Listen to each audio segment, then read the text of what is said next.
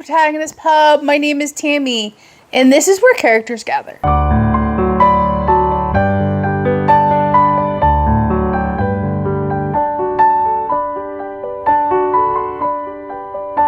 And we are going to start the road to the great English novel today. And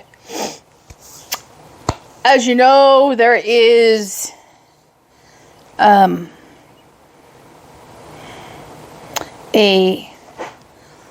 line of thinking that says that Pamela by Samuel Richardson is the first English novel. I do not agree with that opinion. It is much more a parable tale, and it lacks anything remotely close to what a modern reader would consider a novel. There is a lack of a fleshed out setting. There is no character development. And it is told entirely from one person's perspective, and that perspective is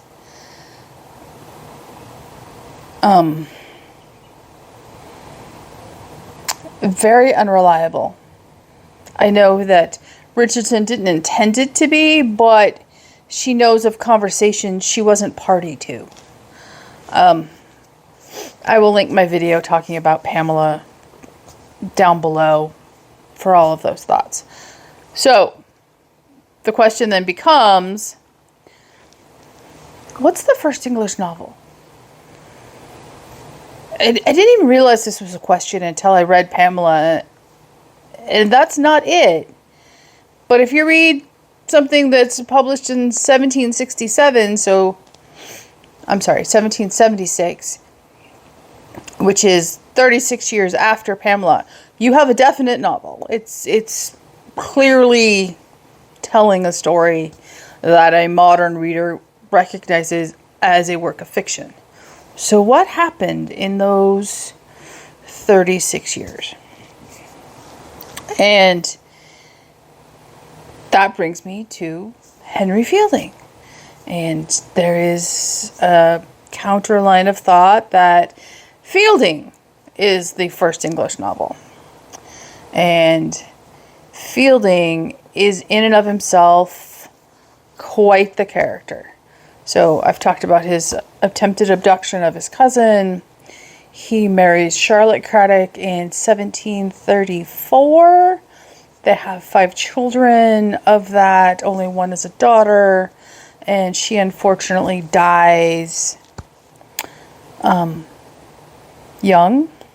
His wife passes away in 1741. Let me check here. Yeah, she dies in 1744. And he is distraught. It is clear that Fielding loved his wife. She is the model for 2 separate characters in 2 separate books that Fielding wrote. She is the model of the titular character of his work, Amelia, and she is also the model for the character of Sophie Western in Tom Jones. So it is clear that he had a deep affection for his family, and he did eventually mature. He was a barrister by trade. He was active politically. He wrote a lot of political journals and newspaper articles. Today, for his time, he was a staunch Unionist, a very staunch Anglican. He came out and published an entire journal against the Jacobite rebellion and lived to see the success of the British at the Battle of Culloden in 1746. He dies in 1747 in Lisbon, Portugal. And he is quite the character. So he has 2 seminal works before. He was also an extensive playwright. He has more than 25 plays to his name. They're not really produced on stage any longer, but they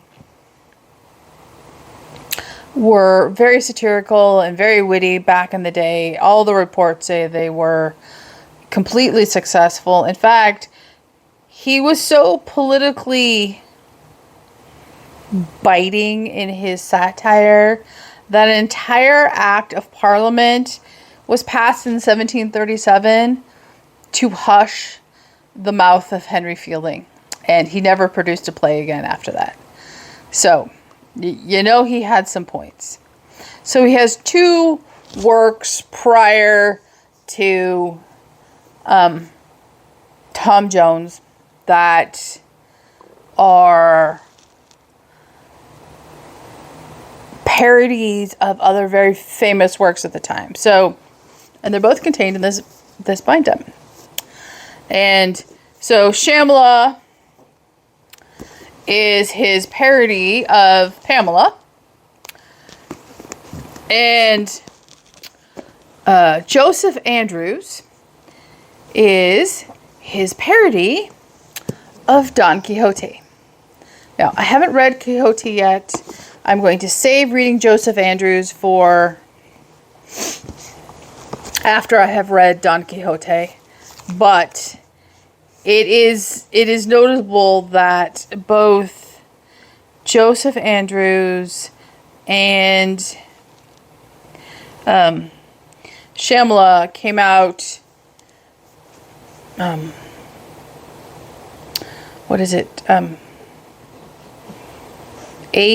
and 8 years before Tom Jones. So the man had a lot to say. And did I just read that correctly? No, okay. Sorry. Brain fart. So today we're going to start Tom Jones, and I'm going to read you the back. Fielding's comic masterpiece of 1749 was immediately attacked as a motley history of bastardism, fornication, and adultery. Indeed, this novel overflows with a marvelous assortment of prudes, whores, libertines, bumpkins, misanthropes, hypocrites, scoundrels, virgins, and the all too fallible humanitarians. At the center of one of the most ingenious plots in English fiction stands a hero whose actions were, in 1749, as shocking as they are funny today. Expelled from Mr. Allworthy's country estate for his wild temper and sexual conquest, Tom Jones loses his money, joins the army, and pursues his beloved across Britain to London, where he becomes a kept lover and confronts the possibility of incest. Rightly regarded as Fielding's greatest work, Tom Jones is one of the first and most influential English novels. And in fact, going over to the biography website for Mr. Fielding, according to Sir Walter Scott, the author of Ivanhoe, Henry Fielding is the author of the English novel. And I need to know why Walter Scott thought that, why this is in contention. And, you know, it's not tiny. So it's not like I'm going to sit down and read it in one day and come to a conclusion. But I thought I would take you guys along with me. It is 871 pages.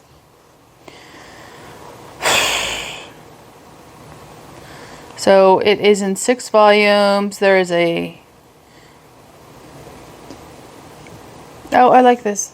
So there's maps included. There's a map of London too. So the first map is Tom Jones's journey through England and the Jacobite invasion of 1745. And this is London of Tom Jones and Henry Fielding. That's what I do like about the Oxford World Classics, is between the biographies and the annotations, being squirreled away in the back, and it being, as close as possible to the original text. I truly, truly appreciate that. Okay, that is hysterical. The table of contents is 20 pages long.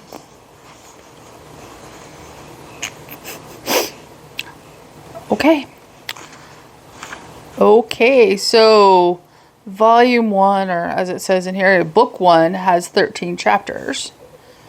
But that's not that bad. So it's got to be the endings that are... okay, so there are 6 parts, but many books in a part. Gotcha. Okay, that explains why it's so long. I'm looking forward to it. So, I'm going to dive in. I will read a couple chapters and I will come back and tell you how it is so far.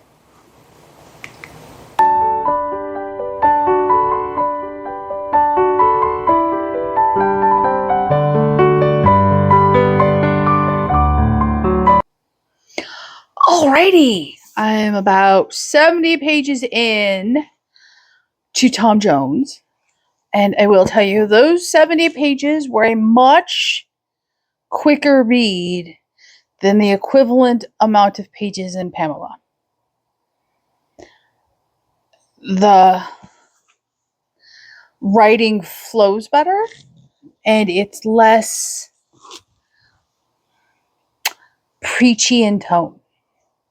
Now, that being said, there are some very definite religious, societal judgments going on in those first 70 pages of Tom Jones. So the overall structure of the book so far is there is a omniscient narrator who regularly inserts himself at the beginning of every chapter to share his knowledge, so to speak. And then, it reads like a book. So far, our protagonist at this point is Mr. Allworthy. And he comes home one night and he's dressed for bed and he's about to climb into bed and he throws back the sheets and discovers a sleeping infant in his bed. And as you can imagine, to a widowed man, this is a little disturbing.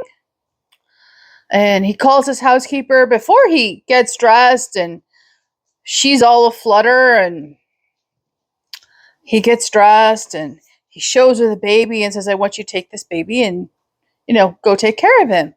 And the housekeeper is immediately, and I mean immediately, incensed by the brazenness of a fallen woman to sneak into the house and deliver a illegitimate child to her boss's bed, and no one knows who the baby belongs to, who the mother is.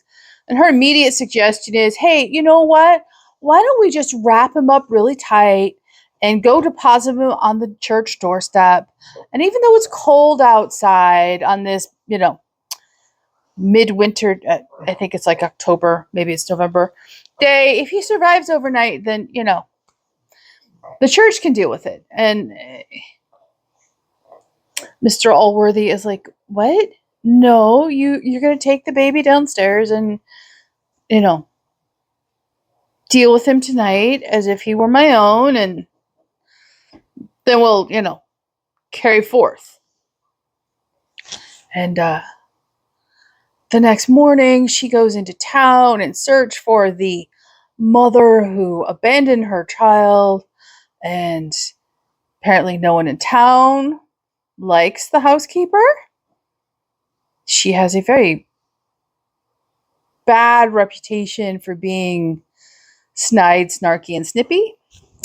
And sure enough, she settles with one of the neighbors on Jenny Jones as being the mother.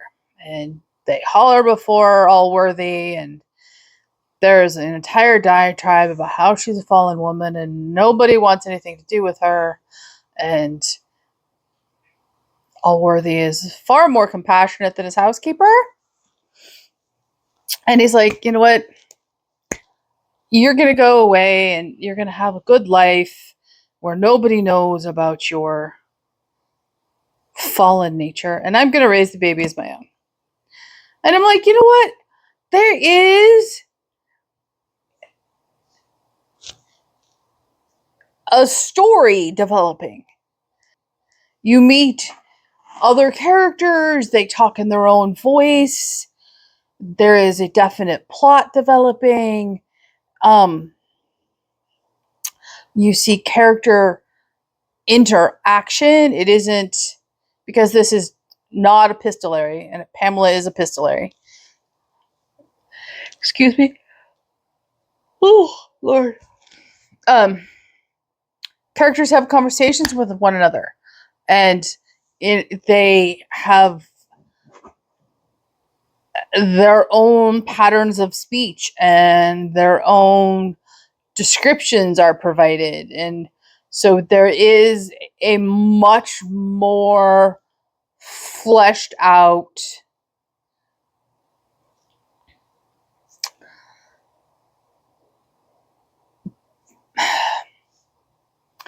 not just a fleshed out character, but the world itself is much more fleshed out. There are descriptions of the environment and the house and what's going on. So there are definite elements that a modern reader will recognize in this book so far. Have I read enough to call it a novel? Don't know. As of yet, it's approaching it, but is it 100% there in my opinion so far? No, and I haven't read enough, and I didn't expect to make a snap judgment 70 pages in, so I'm not concerned about that. I think it has potential. I think there's a definite interest, and as you may have surmised by this point, said baby is going to end up being the protagonist for this book, and I cannot think of another book that I have read that starts with, in essence, just after the birth of the protagonist and carries all the way through. So that is a little unique. Obviously, baby Tom Jones isn't saying a lot in this book, but that's okay. I don't expect baby Tom Jones to be saying a lot in this book. I'm thoroughly enjoying it so far. There is distinction between characters, which is what Pamela was missing.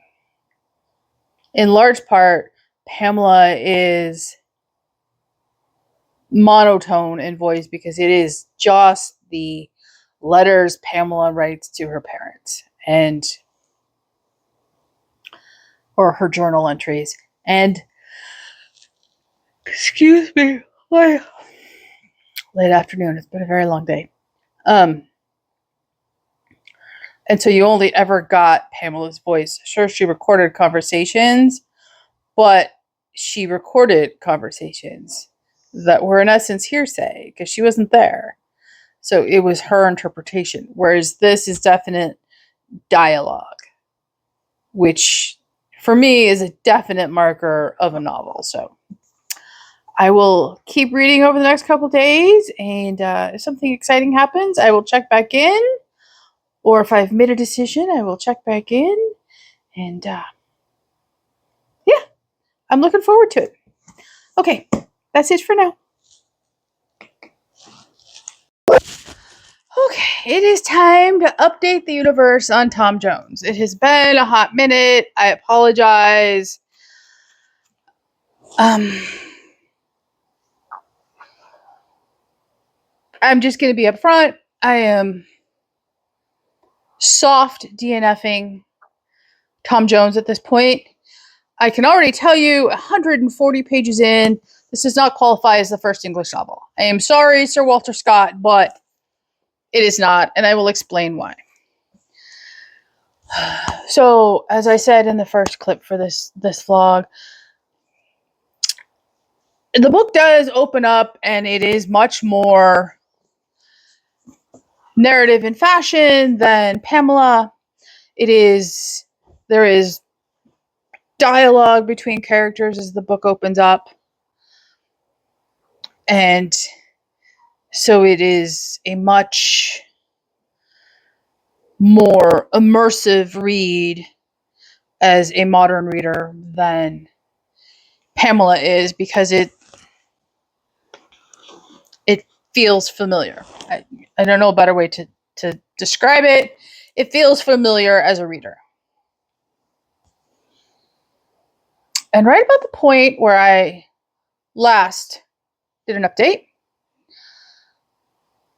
it begins to shift. And I read 70 pages of the shift. And not once in those 70 pages did the shift revert back. So we go from a little world building, some dialogue, narrative, to an omniscient narrator who is telling the story. He's not showing, there's no attempt to show the story. It is telling the story to the audience. And it is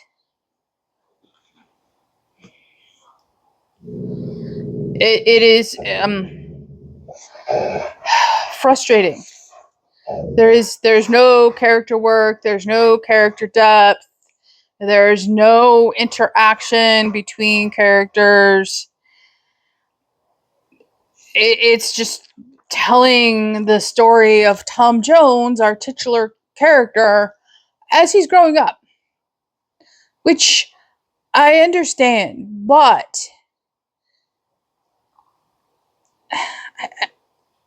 you could have also just written dialogue and showed Tom progressing through dialogue rather than exposition. And at one point he says, oh, by the way, I'm going to break the fourth wall. He doesn't call it the fourth wall. And speak directly to my audience. And then he proceeds to speak directly to the audience, as if he hadn't been doing that for the previous, 50 pages. I'm frustrated. I am not enjoying my time with it. It is a soft DNF. I'm not DNFing it forever, but it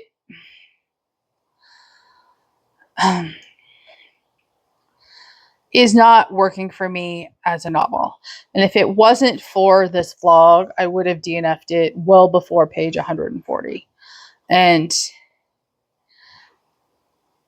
I have met the character he wrote as his wife. I don't care. I don't care about the omniscient narrator telling me what's going on. I would much rather experience things from the point of view than the characters, than, the omniscient narrator who is just expounding relentlessly on the subject matter. So, could that change in the next, remaining 600 odd pages? No, I'm sorry. 700 odd pages of the novel? Sure. Possible. Am I willing to put in the work right now to do that?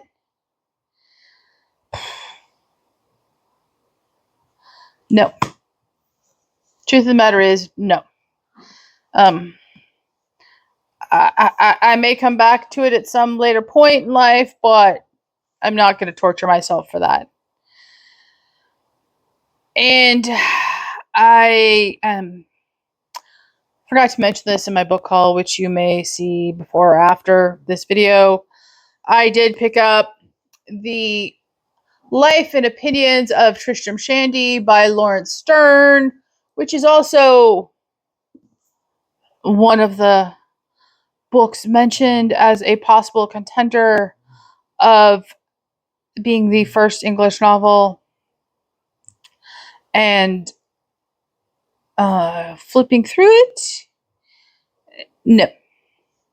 I'm not even going to bother to read this one for this blog. I will pick it up at a certain later point. However, I am not... It's got the same omniscient narrator structure. I can tell just from the beginning. So that does not work for me as a novel. I realize great minds will disagree with me, and that's fine. Everyone is entitled to their opinion. This just happens to be mine. It is much shorter than Tom Fielding. It has far more notes, however. So it's just over 500 pages. But it's... no.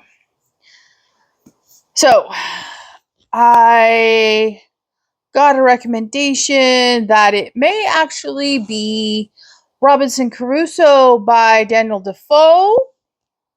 I downloaded a copy on my Kindle. I have a audio version as well, so I'm going to try that for this video next, and I will come back later this week, undoubtedly, with an update for that. And I am sorry that, Tom Jones is just not the first English novel. Hopefully it's Robinson Crusoe. I'll let you know.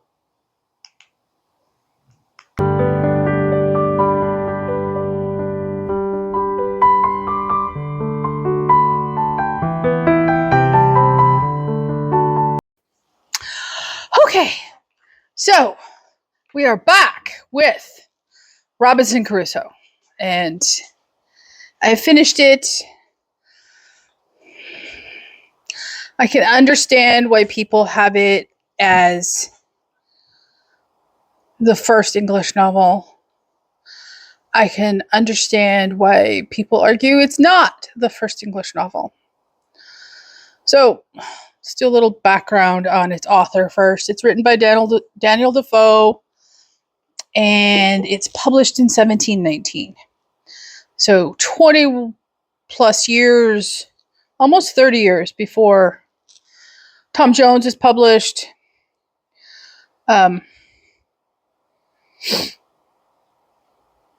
And 21 years before Pamela is published. So it's definitely ahead of some of the competition. And it's, starts off, and it's very what you would... Hang on, I said we were going to talk about Daniel Defoe first. This is what happens when I haven't had enough coffee. So, Daniel Defoe is a very interesting character. He was born 1660. He dies in, I believe, 1731. And he had a very prolific and varied professional path. He is a business owner, a writer, a journalist. He ends up in debtor's prison at one point and is released when, his debts get paid off. And he was a spy for the crown. And he just had this very varied and adventurous life. And I think some of that is reflected in Robinson Crusoe. There are a total of, it's a huge number, 545 titles attributed to Defoe. Now, those include poems and, pamphlets and volumes and, journalistic pieces. And a lot of them we don't, they weren't signed by Defoe, so we don't actually know that he wrote them. But they're definitely attributed to him. And that is beyond prolific. That is a lot of writing in between, his other ventures in life, from raising kids to running businesses successfully. He is married to his wife, Mary, and they have multiple kids. Can't remember how many kids they have. Anyway, he just lived this very non-expected life for a man who wrote that much. I'll leave it there.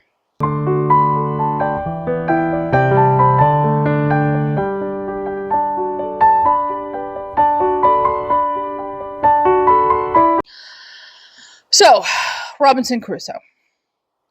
It's the first time I've ever read it. I never was interested in it. It is, this is going to sound funny, but it's definitely a male classic, for lack of a better way to describe it. It tells the story of Robinson Crusoe, who grows up and wants to go to sea, and his dad says, no, that is not the life for you. And he defies his father and pursues his dream, and is promptly shipwrecked and gets taken a slave and eventually escapes, and then is shipwrecked again and lands on his deserted island, where he stays for the next 28 years. And as the novel opens up, it is easily identifiable to the modern reader as a novel. There is conversation and, a little bit of world building, and you get to know people. And then once he shipwrecks, it turns into this giant epistolary set of journal entries, which just bored me to tears. He goes from being an adventurous young man who, has consequences based on his actions to somewhat of a Mary Sue character. I don't have a better way to describe it. He becomes, out of necessity, yes, I understand that before somebody tells me it's out of necessity, he becomes a Mary Sue. He's good at everything. He somehow, over 28 years, saves enough gunpowder to keep his gun functional, and he learns to sew, and he learns to cook, and he learns to skin animals and tan leather and fishing, and he just is this giant, in modern language, Mary Sue character. He is just good at everything. And for most of his time alone on the island, he's alone. And then suddenly, after, it is some ridiculous amount of time, like 23 years, 20 years, he discovers that there are other people on the island. What? You are stuck on this abandoned island, and you really make no attempt to escape it, by the way. And you're not at all curious about the size of the island, whether or not there are other human inhabitants. You just naturally assume that because there's none where you are, there aren't any at all. I'm not going to lie, I was incredibly bored by this novel. Just incredibly bored. I didn't care. I wanted it to be over. He eventually meets a native and teaches him English and introduces him to Puritan faith. And suddenly, Friday can speak English almost, perfectly well, has converted and abandoned his cannibalism and is, sometimes a better man of faith than Crusoe himself. Just didn't enjoy it. Now, is it the first English novel? The answer to that question is I don't think so. However, I have come to realize as part of this series that it's just a very open-ended question with no answers. And everybody has a different opinion, and some of those opinions I think are silly. And some of them are possible. For instance, when I was reading for this, somebody mentions Mary Cavendish's The Blazing World as the first novel. It was published in 1666, and I have read parts of it. As you know, it is a part of it's a work of fiction, but she attached it to one of her philosophical works. And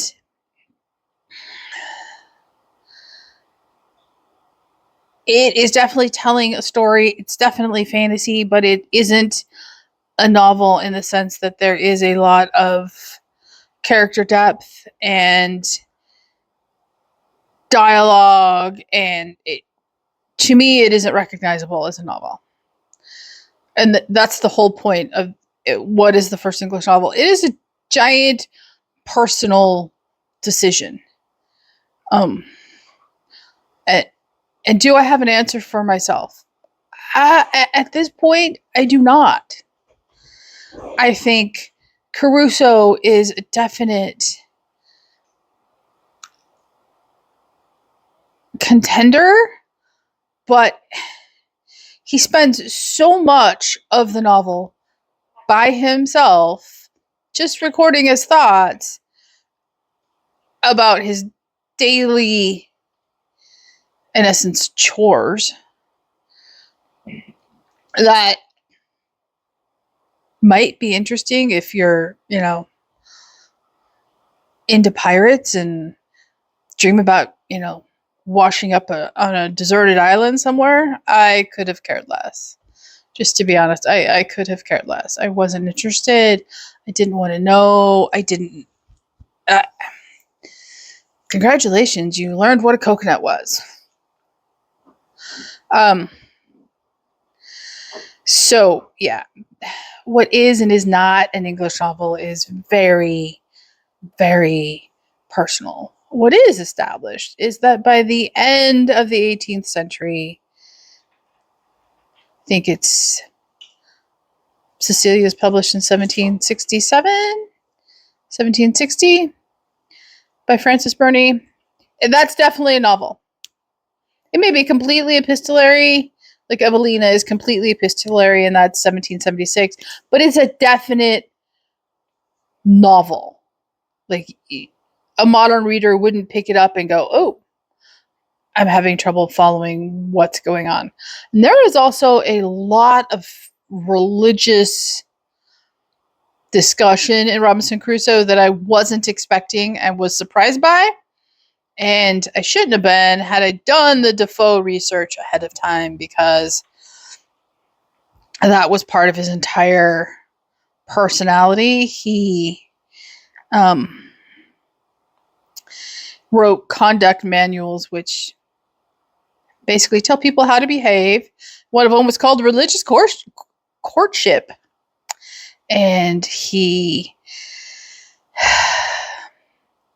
was very involved in converting his fellow man to the Puritan faith. So, it's definitely evident in his writing. And that may be why I don't know if Crusoe's even taught much anymore.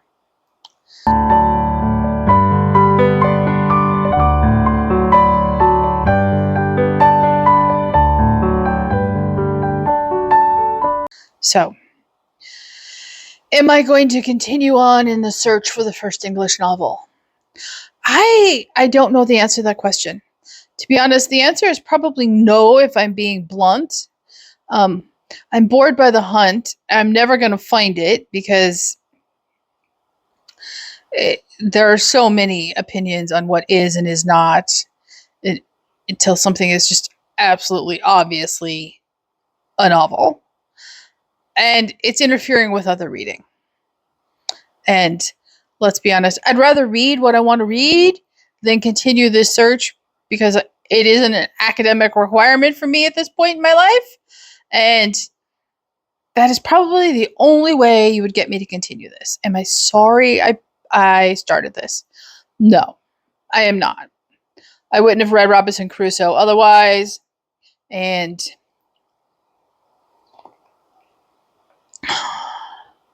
I'm glad I read it on Kindle Unlimited and listened to it on Audible instead of actually purchasing a copy, because it is definitely one that would have gone right back into the unhaul pile. I did not enjoy it. Tom Jones, I may pick up again later on in life and try again. But yeah, so this may be the only installment in this path. And that's okay because it was interesting. So, do you have an opinion on no pickles? What the first English novel is? Leave a comment down below, like and subscribe, and I will see you here next time on the Protagonist Pub.